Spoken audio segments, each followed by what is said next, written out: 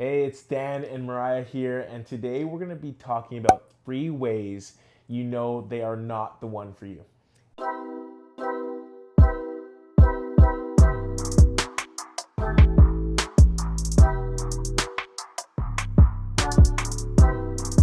So this is important to talk about because sometimes when you're dating someone, you can get so caught up in the emotions or the fact that you have so much history together that you refuse to acknowledge that they might not be the one for you. Something else I find that a lot of people think about is or don't think about, is the fact that they're just having so much fun. With the person. Yeah, they're having so much fun with the person that they Like- don't think critically about this shouldn't actually go beyond what this is. It's like they're a good Friday night hang, Yeah. but not like a good life partner. Yeah, a good bowling night. They're a good movie night. They're good. Did you really love our bowling date we went on? You We went on a bowling date a while back, and I found that date to be spectacular.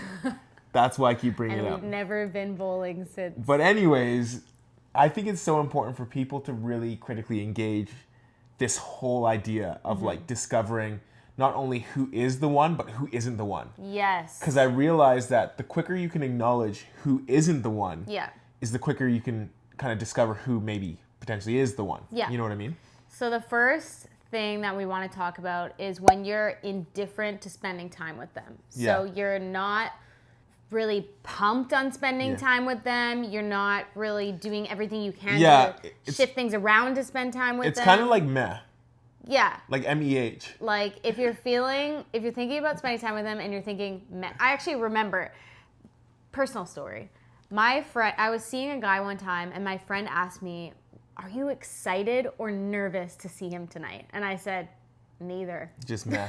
And that's how I knew, I don't know if this is a guy for me. There wasn't anything wrong with him, but I just wasn't into it. So the idea of being indifferent or I could hang out with them or I couldn't. Yeah. Is important to think about because oftentimes when you found the one, it's I want to spend every moment with this person. Yeah.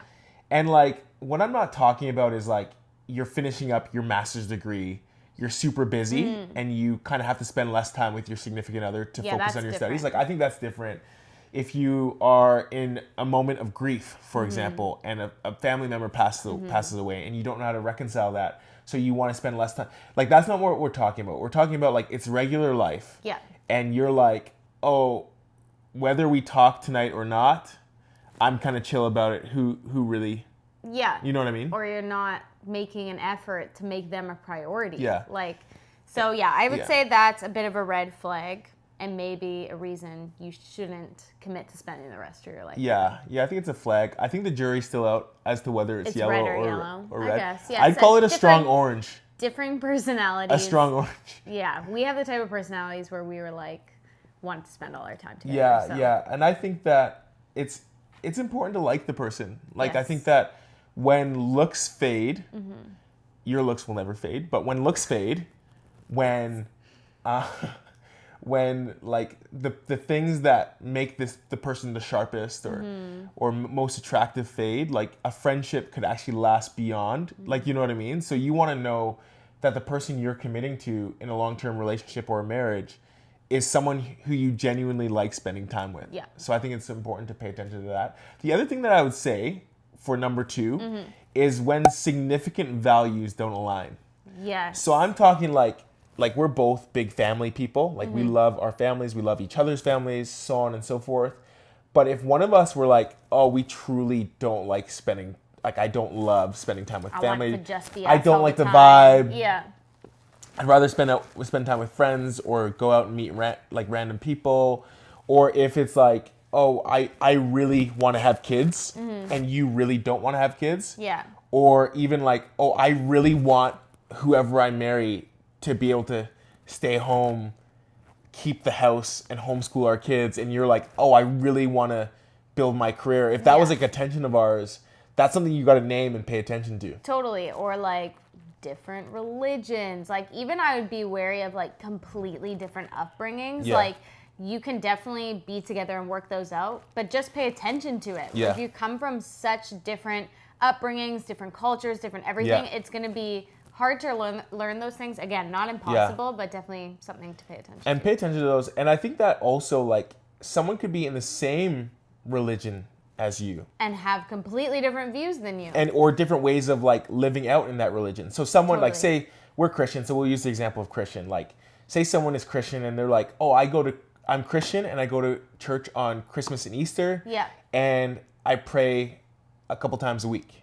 And someone was like, oh, I serve every single week at my church and I go to church every single week. I read my Bible every day. I pray you know what I mean? Probably gonna and have they're really dedicated. It's like, you need to really pay attention to that because there might be a clash of priorities later down the road. Yes, yeah. Okay, the last thing is if your futures don't align. Yeah. So if maybe the careers you're taking on don't allow for your futures to even make sense together, or one of you wants kids really bad and one of you doesn't, or any other example? Like your ideal, like the idea of this is like when you picture your ideal future and they picture their ideal future, they can't coexist or they really misalign. So if it's like your picture of what your ideal life 10 years down the road like looking like completely contradicts with mine, so, like, then I need to pay attention to that. An example would be like, if I just had a dream of living on a farm and be surrounded by animals and riding horses and milking cows and riding horses, which is a really compelling life. It's a very compelling life, and I'd love to visit that life. And but if I wanted that life, and then you were just like city slicker, wanted to live in an apartment. Absolute city slicker. I love that term, city slicker. Like, what is a slicker? I just pulled that from like a 90s movie I watched or something like that. Only wanted to live in like a minimalist like condo and like go out to eat all the time, like that, and really cared about like money or something. Like those two lives, they don't necessarily work together. One has to make a compromise. For sure. True. So it's like you have to make sure that the things you want in life and in your future are similar. Or on the same track. And I think it's so important that when you're dating to like have people in your life that are objective. That could really help you process this.